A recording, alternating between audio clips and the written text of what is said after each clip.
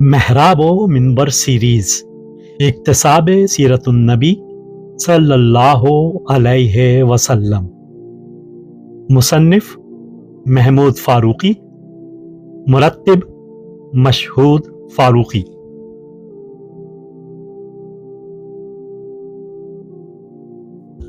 آٹھواں حصہ ہجرت و غزوات اور قیام ریاست اسلامی، مصنف محمود فاروقی، مرتب مشہود فاروقی۔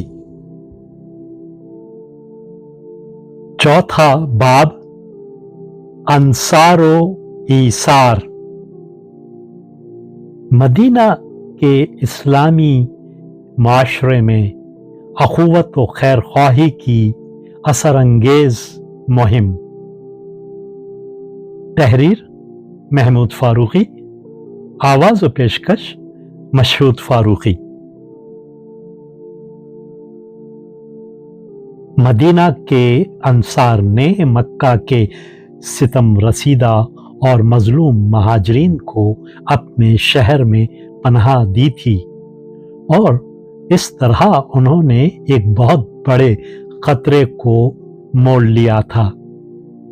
قریش کی قیادت پورے عرب قبائل پر قائم تھی، اور یہ قبائل اقتصادی طور پر بھی قریش کے دست نگر تھے، کیونکہ دوسرے ممالک سے تجارت کے سارے معاملات قریش ہی کے ہاتھ میں تھے، اور ان کو ایک طرح کی تجارتی اجارہ داری حاصل تھی۔ پھر وہ خانہ کعبہ کی تولیت کی وجہ سے مذہبی تقدس کے بھی مالک تھے۔ اس صورت میں ان لوگوں کو اپنے ہاں پناہ دینا، جن کو قریش اپنا دشمن سمجھتے تھے، قریش کے غیظ و غضب کو چیلنج کرنے، بلکہ سارے قبائل عرب کو اپنا دشمن بنا لینے کے مترادف تھا۔ پھر قریش اور مشرکین عرب کے علاوہ دو اور بھی خطرے تھے۔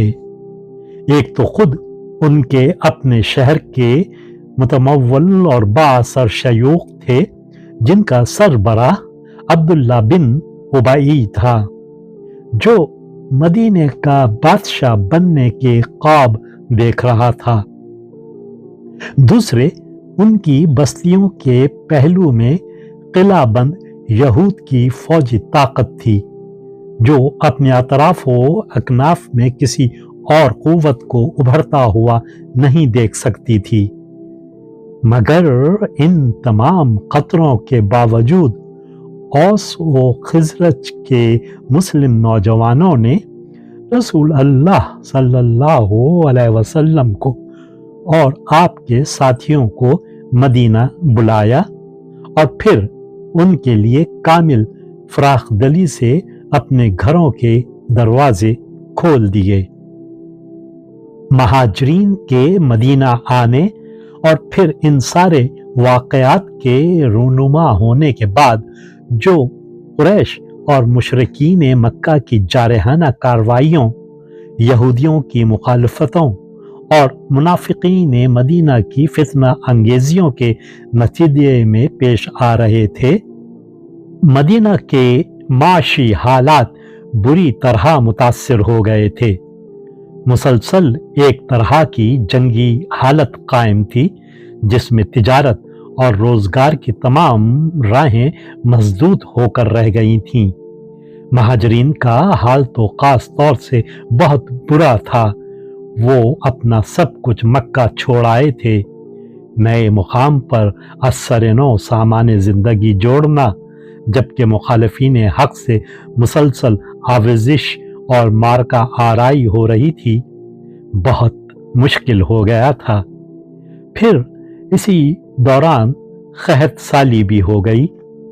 دوسرے، مدینہ کی آب و ہوا کے عادی نہ ہونے کے سبب مہاجرین مکہ میں تپدق کی بیماری بھی پھیل گئی۔ ان نازک اور پرخطر حالات میں یہ انصار ہی تھے کہ انہوں نے جذبہ اخوت کا بھرپور مظاہرہ کیا اور اپنے دینی بھائیوں کی مدد کے لیے ایثار و قربانی کی مثال قائم کر دی، ان کی رہائش کا انتظام کیا، ان کو اپنے کاروبار میں شریک بنا لیا، ان سے رشتہ داریاں قائم کیں اور بالکل عزیزوں کا ساتھ سلوک کرنے لگے۔ خود مہاجرین بھی اپنی تنگ دستی اور پریشان حالی کے باوجود برابر اس کے لیے کوشاں رہے کہ وہ انصار پر بوجھ نہ بنے، اپنے زور بازو سے اپنی کفالت کا سامان پیدا کر لیں۔ انصار میں جذبہ اخوت اور ہمدردی اور مہاجرین میں عزت نفس اور خودداری از خود نہیں ابھر آئی تھی، اللہ اور اللہ کے رسول کی طرف سے مسلسل ان کے اندر جذبہ خیر کو ابھارا جا رہا تھا۔ آخرت ایک فرضی، خیالی اور تصوراتی چیز نہیں تھی، بلکہ ان کے لیے آخرت کی زندگی اتنی ہی حقیقی تھی جتنی یہ دنیاوی زندگی حقیقی نظر آتی ہے، بلکہ اس سے بھی زیادہ آخرت کا تصور محض علم نہیں بلکہ احساس بن گیا تھا۔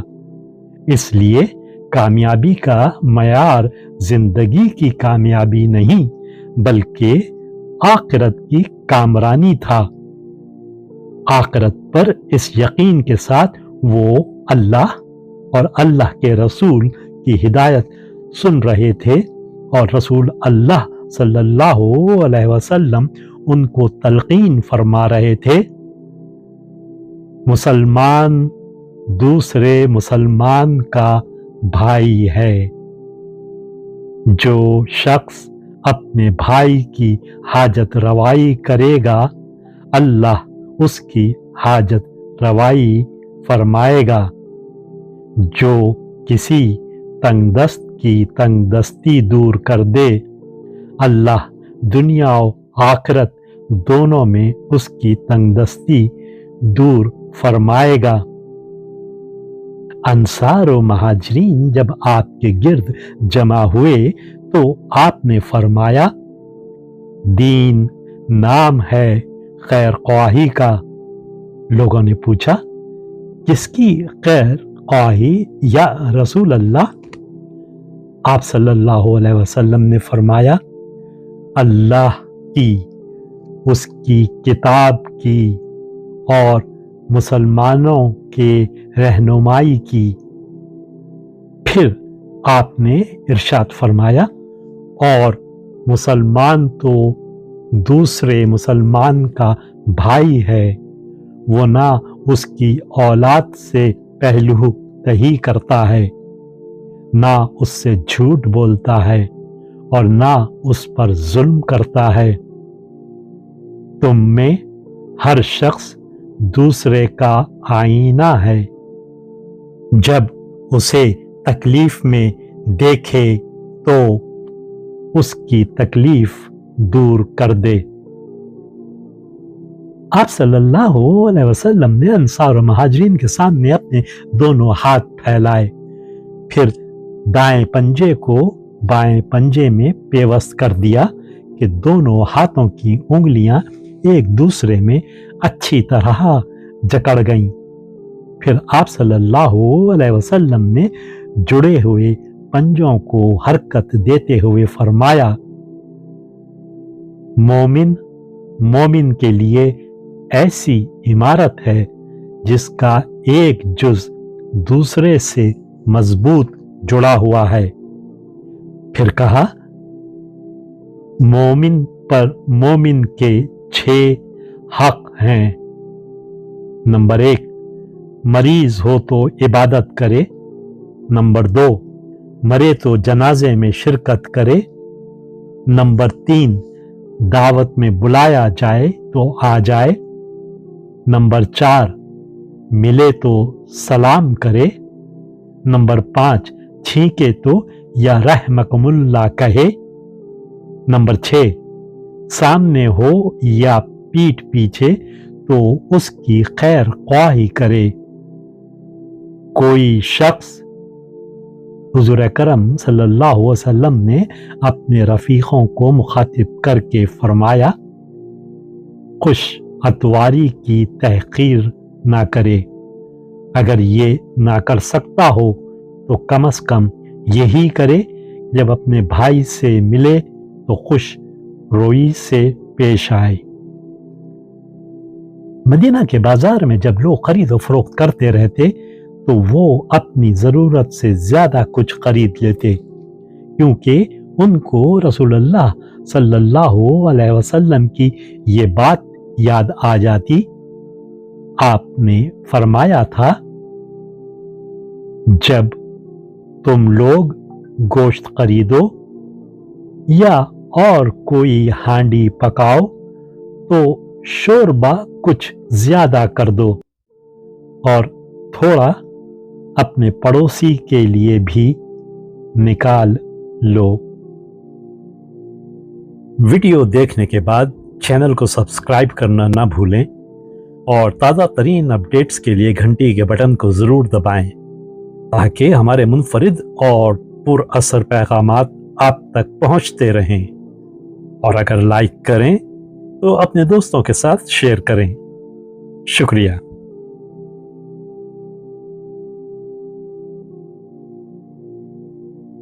किरण किरण उजाला।